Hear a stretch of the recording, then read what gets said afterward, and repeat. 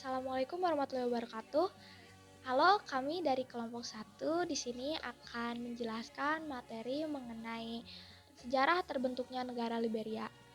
Sebelumnya, izinkan saya untuk memperkenalkan anggota kelompok terlebih dahulu. Yang pertama yaitu ada Rahmawati, yang kedua yaitu ada Faisal Sahrul Ramadan, yang ketiga yaitu ada Kamelia Izmi, dan yang keempat ada Muhammad Ihsan, dan yang kelima ada saya sendiri yaitu Nadifa Permata Salsabila. Materi pertama yaitu materi mengenai letak geografis negara Liberia. Negara Liberia merupakan salah satu negara yang terletak di benua Afrika, tepatnya di Afrika Barat. Negara ini berbatasan langsung dengan Laut Atlantik dan juga beberapa negara yaitu Sierra Leone, Guinea, dan juga Pantai Gading. Letak geografis wilayah Liberia ini meliputi daratan pantai yang rendah hingga ke kawasan perbukitan yang ditutupi oleh hutan hujan yang cukup lebat. Dalam buku dari Siti Soeratman, pada mulanya wilayah Liberia ini hanya kurang lebih sekitar 40 mil persegi yang wilayahnya dibagi menjadi 6 daerah dan sisanya dibagi menjadi beberapa provinsi. Namun setelah Liberia merdeka, Liberia melakukan perluasan wilayah hingga ke pedalaman. Tapi karena perluasan wilayah ini, Liberia mendapat permasalahan perbatasan wilayah dengan beberapa negara koloni, yaitu negara Inggris dan juga dengan negara Prancis. Negara Inggris yang pada saat itu sedang mendiami kawasan Sierra Leone, dan juga negara Prancis yang pada saat itu sedang mendiami wilayah Pantai Gading. Setelah beberapa tahun mendapati permasalahan perbatasan wilayah, pada tahun 1885 negara Liberia berhasil menyelesaikan permasalahan wilayah dengan negara Inggris, dan juga pada tahun 1892 negara Liberia berhasil menyelesaikan permasalahan perbatasan wilayah dengan negara Prancis. Assalamualaikum warahmatullahi wabarakatuh. Sekarang saya akan menjelaskan mengenai latar belakang terbentuknya negara Liberia. Yang pertama yaitu perdagangan budak di transatlantik. Perdagangan budak telah terjadi sejak ribuan tahun yang lalu dan berkembang seiring dengan adanya pesanan atau permintaan akan tenaga kerja untuk menghasilkan barang-barang keperluan ekspor. Fungsi budak memang sebagai tools of life atau alat kehidupan. Selain itu, budak dititik beratkan sebagai barang dagangan. Perdagangan budak transatlantik terjadi dari abad ke-15 sampai dengan abad ke-19. Perdagangan budak transatlantik dimulai pada abad ke-15. Budak dikirim dari Afrika Barat, Afrika Timur, dan Afrika Tengah ke koloni Eropa di dunia baru. Perdagangan budak transatlantik tersebut terjadi di sepanjang Samudra Atlantik. Kemudian, budak merupakan komoditi ekspor yang paling banyak dipesan oleh dunia internasional. Perdagangan budak berada di puncaknya saat adanya pesanan yang banyak untuk dipekerjakan dengan keras di perkebunan-perkebunan Amerika untuk menghasilkan sesuatu yang bernilai atau pantas sebagai barang ekspor.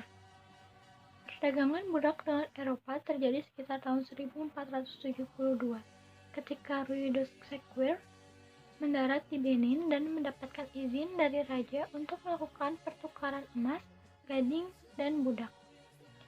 Selama perdagangan budak transatlantik, sekitar 12 juta budak diekspor dari Afrika. 6 juta lainnya diekspor dalam 3 perdagangan budak lainnya.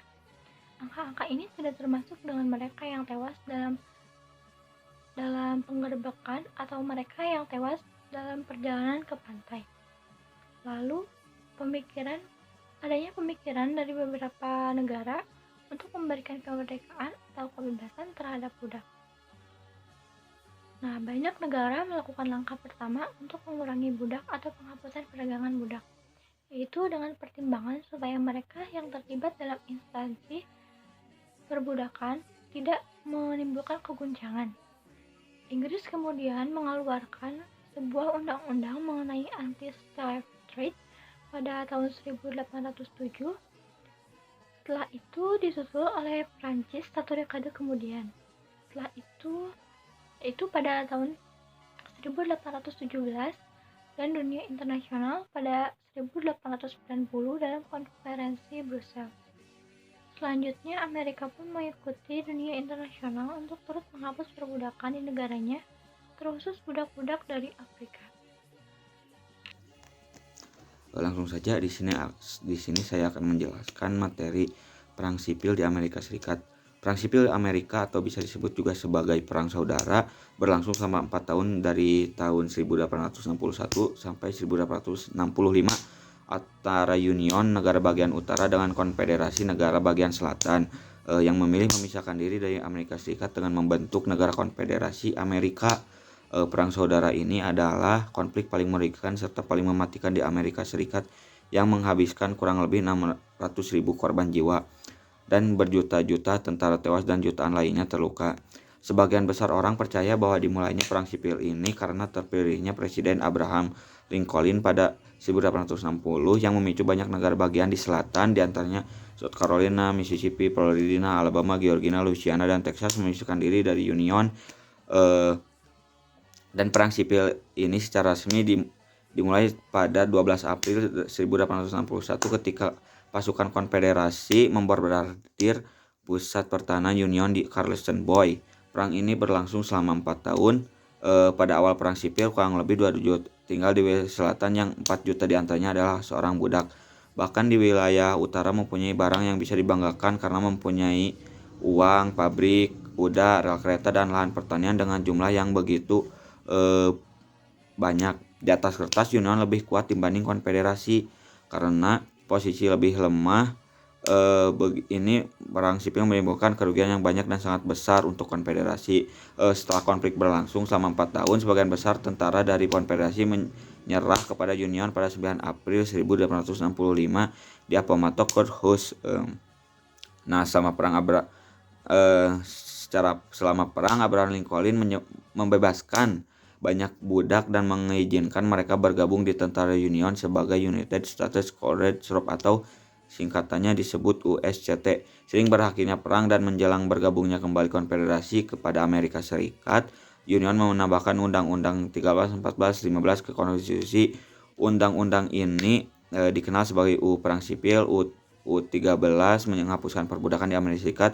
U14 menjamin bahwa warga negara memperoleh perlindungan hukum yang setara, dan Undang-Undang 25 membolehkan warga kulit hitam untuk ikut pemilihan umum.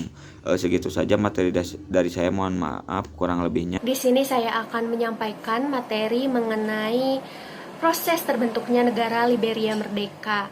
Nah, dalam proses terbentuknya negara Liberia merdeka ini ada suatu kegiatan yang bernama repatriasi. Nah, apa itu repatriasi? Repatriasi menurut Kamus Besar Bahasa Indonesia adalah pemulangan kembali orang ke tanah airnya atau ke tempat asalnya. Nah, adapun kegiatan repatriasi ini ditujukan kepada para bekas budak Afrika yang telah lama dipekerjakan di Amerika sebagai buruh. Nah, siapa sih yang menggagas adanya kegiatan repatriasi ini? Nah, yang menggagas repatriasi ini adalah organisasi American Colonization Society. Nah, apa itu ACS? Jadi ACS ini merupakan organisasi kolonisasi Amerika yang didirikan pada tahun 1816 oleh Robert Finley dan Charles E. Virginian Mercer yang beranggotakan orang abolisionis dan pemilik budak. Organisasi inilah yang menggagas adanya repatriasi, di mana mereka percaya bahwa dengan adanya repatriasi para bekas budak Afrika ini akan memiliki kebebasan yang setara dibandingkan mereka tinggal di Amerika. Nah, adapun kronologis dari kegiatan repatriasi ini dimulai pada tahun 1820 yang dibantu oleh American Colonization Society. Jadi American Colonization Society ini memilih wilayah pantai barat Afrika sebagai tempat pemukiman para bekas budak Afrika. Nah, pada tahun 1818 Amerika Serikat mengirim perwakilan ke benua Afrika untuk mencari tempat yang cocok untuk ditinggali oleh para bekas budak Afrika. Namun hal itu tidak membuahkan hasil karena penduduk setempat tidak memberikan tanahnya kepada perwakilan ACS. Pada tahun 1820, Amerika Serikat mengirimkan sekitar 88 orang Afrika Amerika dan 3 orang kulit putih pergi ke Sierra Leone untuk mencari tempat pemukiman bagi para bekas budak Afrika. Pada tanggal 6 Februari 1821, Amerika Serikat secara teratur memulangkan para bekas budak ke daerah Sierra Leone di Afrika Barat sebagai tempat sementara. Tahun 1821, perwakilan dari American Colonization Society berhasil mendapatkan lahan pemukiman di Tanjung Mesurado yang dibeli dari penguasa adat Raja Peter sepanjang 36 mil dari Monrovia. Pada 25 April tahun 1822, para pendatang yang selamat pindah ke Cape Mesurado dan membangun tempat pemukiman untuk mereka tinggal.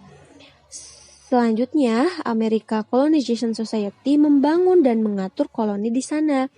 Masih dalam tahun 1822, sekitar 15.000 orang Afrika Amerika menetap di Liberia.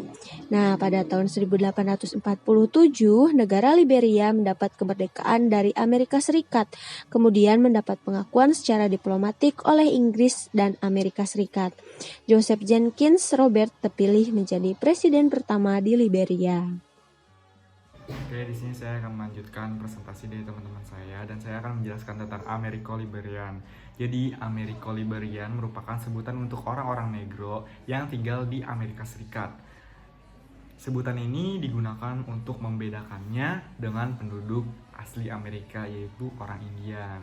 Jadi, sebutan ini tuh diciptakan untuk membedakan antara suku Indian dengan orang-orang yang didatangkan dari Afrika. Hal ini dilatar belakangi oleh peristiwa masa lampau di mana kedua kelompok ini maksudnya yaitu orang-orang negro. Ada yang datang atas kemauan sendiri ke Amerika Serikat maupun ada yang datang karena untuk dijadikan budak melalui Atlantic Slave Trade. Nah, setelah terjadinya repatriasi, para bekas budak menetap di Liberia. Penduduk asli di sana biasa menyebut orang-orang Americo-Liberian atau orang-orang yang datang dari Amerika sana dengan sebutan settler atau pendatang. Hubungan orang-orang settler terhadap pribumi Afrika berjalan tidak baik. Pasalnya, orang-orang settler menganggap pribumi seperti kekanak-kanakan dan dianggap sebagai budak mereka. Hal ini mengakibatkan banyaknya serangan yang dilakukan pribumi terhadap pendatang baru yang menambah kesulitan bagi pendatang. Mungkin itu saja yang dapat kami sampaikan, kurang lebihnya mohon maaf. Wassalamualaikum warahmatullahi wabarakatuh.